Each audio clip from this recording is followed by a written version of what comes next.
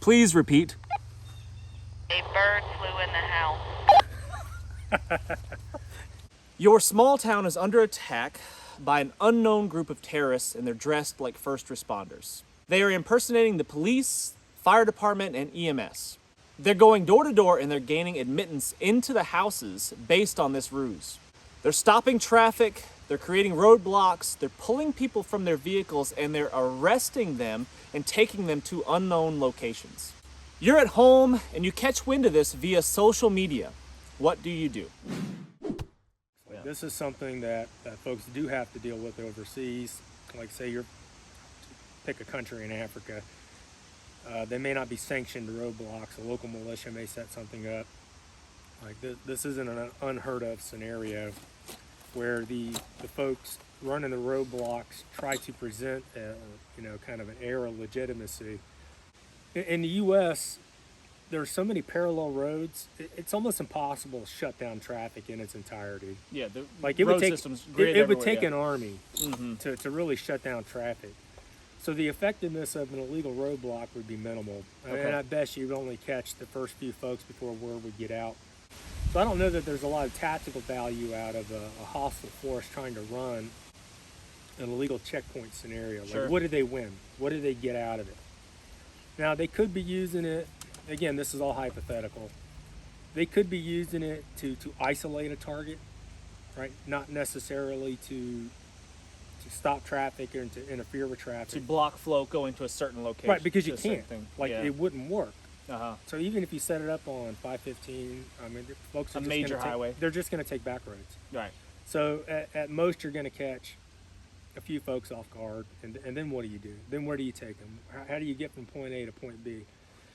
So in the off chance you do come across, an unsanctioned, roadblock, my thought would be slow down, don't go up to it. Okay, let's say in this scenario we're not at home. We're the ones driving on the road, and we see this checkpoint up ahead.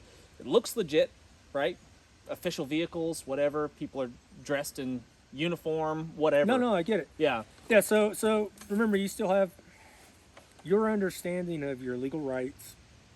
Sounds silly, but it actually matters. Like, if I'm driving down 515, I know they just can't stop and do what they want. Mm-hmm. So if I even seen the checkpoint at all, I'd be skeptical right out of the bullpen. Like, what are you doing? Whether you think this is a legitimate venue or not, it's like, you can't really do that here. Mm-hmm. I'm coming up and I see a checkpoint up there, I'm going to do a U-turn. Yeah. Like, I'm not even going to engage Even in the middle of the road? Yeah, sure. People do it all the time. Yeah. They don't like it, but people do it. I mean, you look at the way some of the old DUI checkpoints were ran. It's like, okay, arguing the constitutionality of it, but people turn around all this. It's not that they have anything to hide. It's like, I'm not waiting. I just don't have time for this. Yeah, I don't have time for this. Yeah. I'm not waiting 30, 45 minutes. Right. For this. And so people, don't approach it. Avoid the trouble. But if you find yourself in a position where you turn the corner and you're, boom. Yeah, I'm in you a go checkpoint. around a turn and boom, you're right there at it. Yeah. Well, that's what a good checkpoint is. right. Right? Where you Most have, of the ones that I've been caught in, that's what happens. Little to no you're warning. going around and there you are, you're in it. Yeah. then you're in a situation where I would say don't get out of the car. Mm-hmm. What if, they're dressed like police officers, they're ordering you out of the vehicle? Okay, well, you know your rights. Mm-hmm. Not to have that discussion. But, if you just turn the corner, you're not doing anything wrong, you've committed no crime, and all of a sudden in the middle of the road they're telling you to get out, it's like the answer is no. Mm-hmm. Right? It's like you're not actually my boss. That's not how this works. Yeah. If somebody's ordering me out of my car and there's no legitimate basis for any of this stuff, I'm not exactly going to comply. Right. Bad guys have tried to wear uniforms and dress up as and what's funny is they never actually get it right. Something's always There's always a little something bit off. right? Yeah. So the likelihood that somebody's gonna pull it off, like I remember in Iraq, sometimes the bad guys try to dress up like the Iraqi police or even U.S. soldiers, and like you can just tell. It's Spot like, them a mile away. You can spot them a mile away. Yeah. It's like their uniform isn't legitimate, it isn't professional. Like, why has this guy got like scruff and a beard and long? Like, there's always something off. I would just be hard pressed to believe that you would be able to tell. Yeah. Like, you wouldn't be able to tell. Hey, They might something's catch off some here. people. Like, how are you going to get away with a cop car? Right. Without the actual cops, like, hey, what is this? Yeah. Like, I don't know you, especially in a small town. Sure.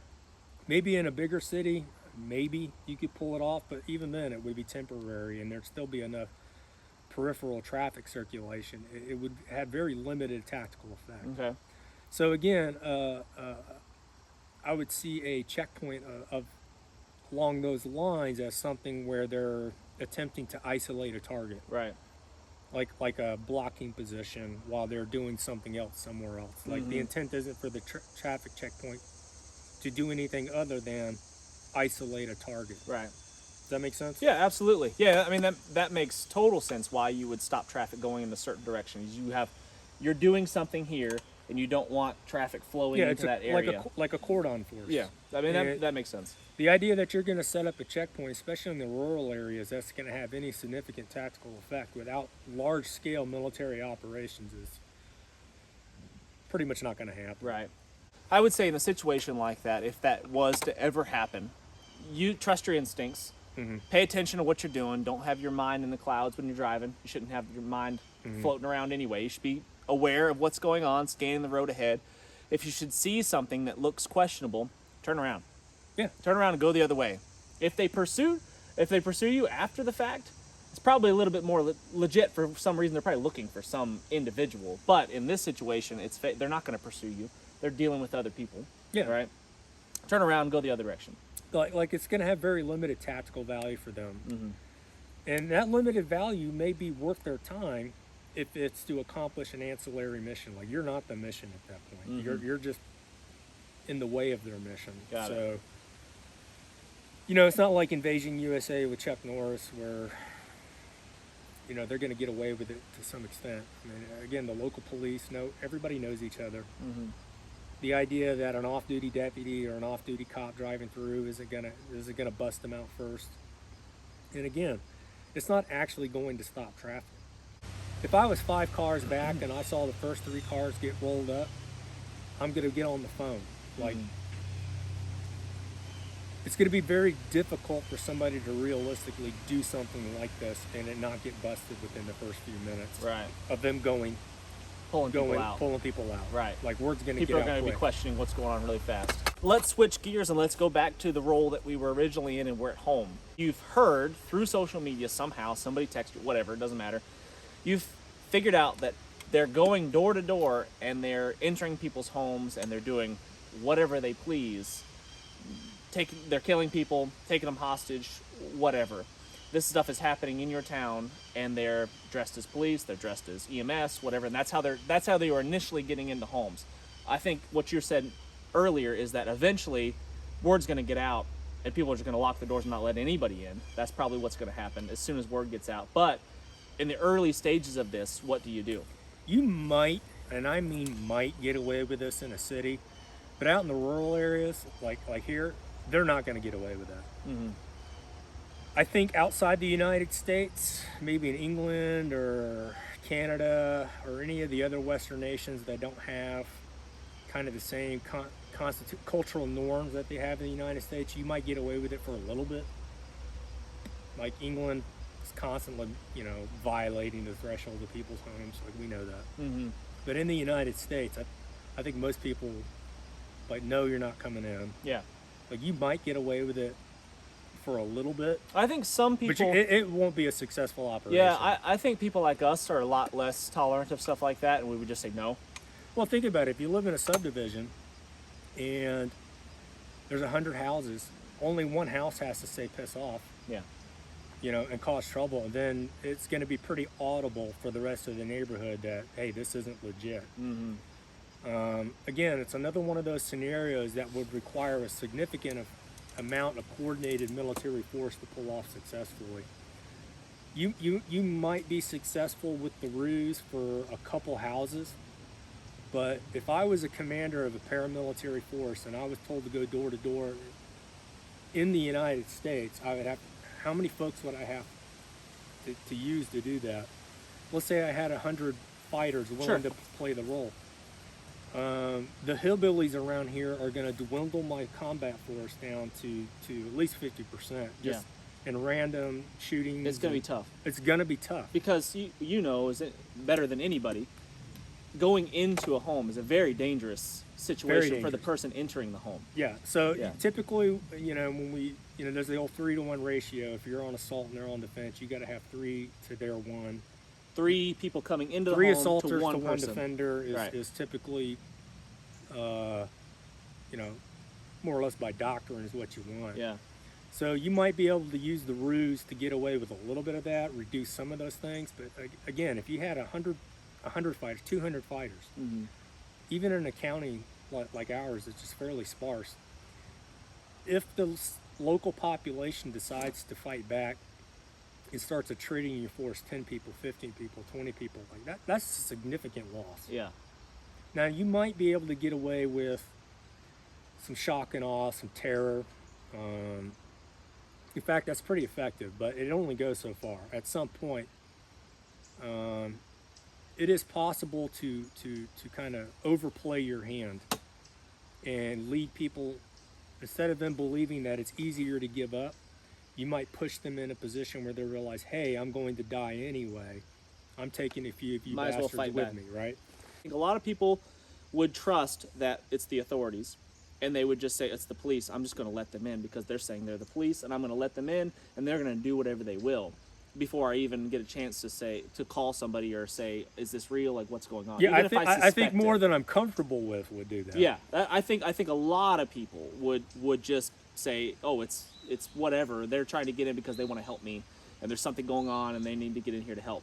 I think a lot of people would fall for that before word got out that this is going around, and don't trust anyone, basically. Well, you have to ask yourself, it's like, what scenario would, I don't know, if it's 2, 3 in the morning and the cop's like, hey, you need to let us in, like, what possible excuse or justification could a fake police force offer to convince you? It's like, we're looking for, well, he ain't here. Yeah. Whoever, whatever it is, Yeah, I yeah. live here. Right? Yeah, yeah. Like, what possible justification could somebody give you to warrant you just letting them Yeah. in your home? Or you know, I'm just thinking, they show up. We've got a warrant. Let us in. Like, open the door, or we're gonna come in by force. Again, We're gonna send the dogs in. Whatever. Yeah, you know what I mean? again, it doesn't mean that, you know, somebody won't try it or that somebody won't let them get away with it. I'm just saying, in general, I would think the overwhelming majority of folks would be like, why are you here? Yeah. No. Like, what do I have to do with any of this? Mm-hmm. But even in the city, look, word's are going to get out quick. You're only going to get away with some of these ruses for so long before people start snitching. Right. I mean, we dealt with this overseas. You know, you can always trick your way in, but you can't trick your way to stay, Got it. right? Because, look, kids are going to snitch. Yeah. Folks are going to run off.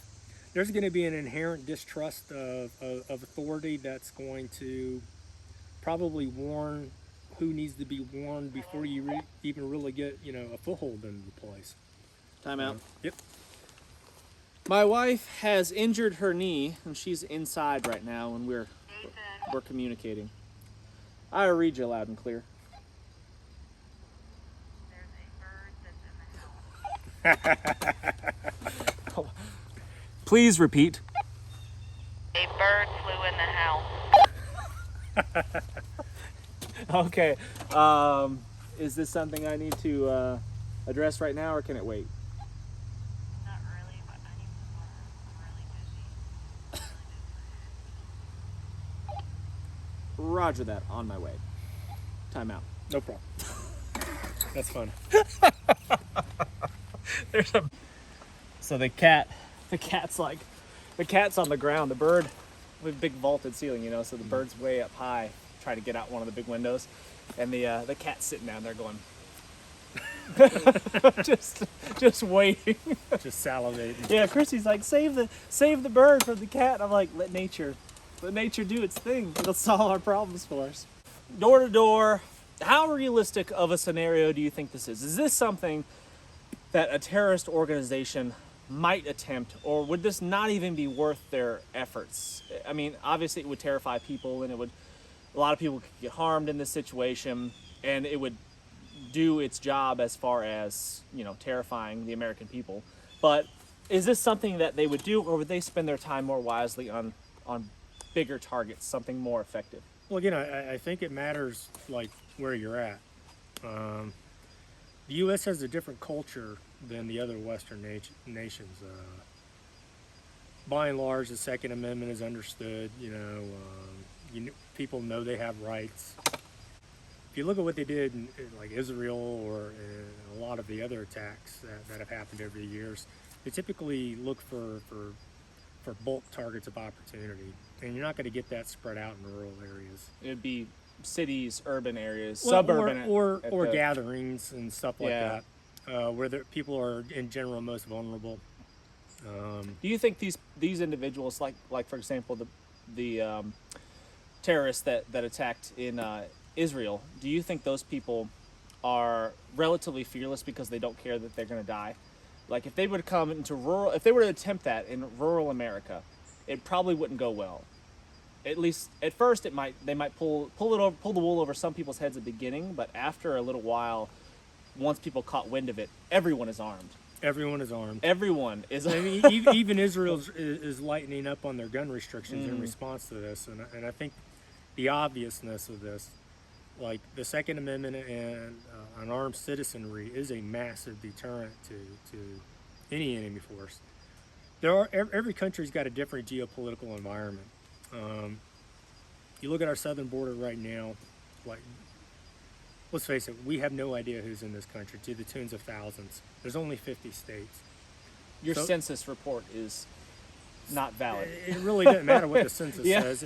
Let's say 10,000 bad guys came across the border over the last couple of years. Divide 10,000 by 50, that's how many are potentially in your state, and that's quite a problem.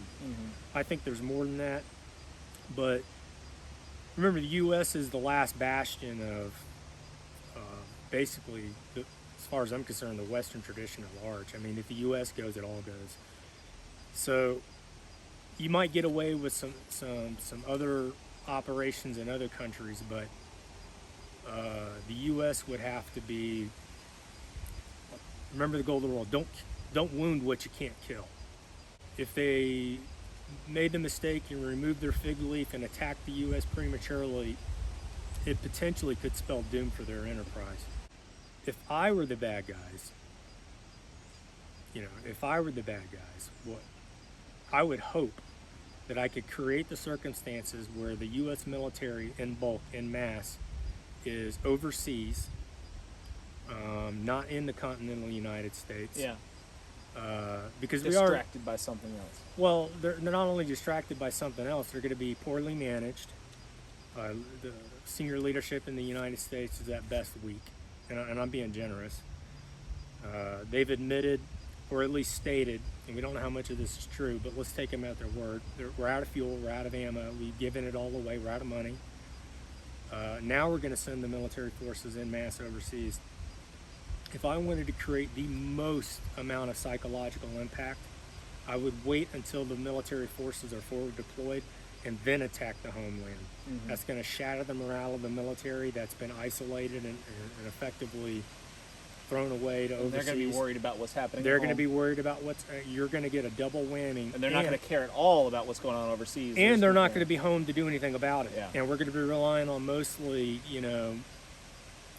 police forces, to some extent some National Guards, because if they were home, you might get away just like the Hamas did in Israel. You're going to get away with a little bit, but then it's coming. Then the hammer comes. And anytime somebody's fighting on their home turf, like it'd be one thing to go up against, say, the 82nd and the Marines when you're overseas. If you had to go up against them and they're defending their home turf, they're going to hammer you. It is going to be violent, fast, and ugly, and they're not going to be playing games because now their backs are up against the wall. Now you've put their families and their legacies at stake. So however powerful and devastating you think the American armed forces are overseas, wait until you fight them domestically. I mean, They'll be motivated. they will be highly motivated to whip some ass. Agreed. So, Interesting. not to mention you're going to have the entire armed militia population of the United States 100% backing up their armed forces. So not only would you be spending your days and nights running from, conventional U.S. military forces, Every hillbilly. there will be no sanctuary anywhere in the country. No one's taking you in. Yeah. And your best bet is to get captured by the U.S. forces, because any U.S. militia that forms around, or that revolves around a domestic, String them up. is not going to have an ROE. Yeah. Well, guys, I think we'll end the video there for the sake of time. I'm going to have more discussions with Joe on a future video, maybe in tomorrow's video. Not quite sure how that's going to play out yet, but I'd like to hear your comments, your thoughts, your concerns. Is this a realistic scenario? Is this something that we should actually be concerned about? What would you do in this scenario? Can't wait to see you on the next video. Make sure you hit that thumbs up and please subscribe if you haven't done so already. Thanks.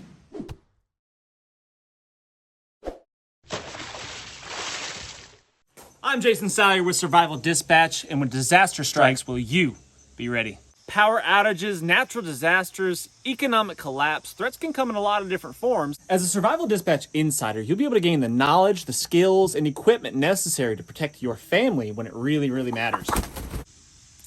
For pennies a day, you can gain instant access to our team of survival experts that has decades of experience under extreme conditions. They'll provide crucial information on such things as stockpiling food, medical necessities, communication plans. We can deliver proven techniques to help you get home, shelter in place, or bug out safely. You will receive specific, actionable plans to withstand disasters from start to finish.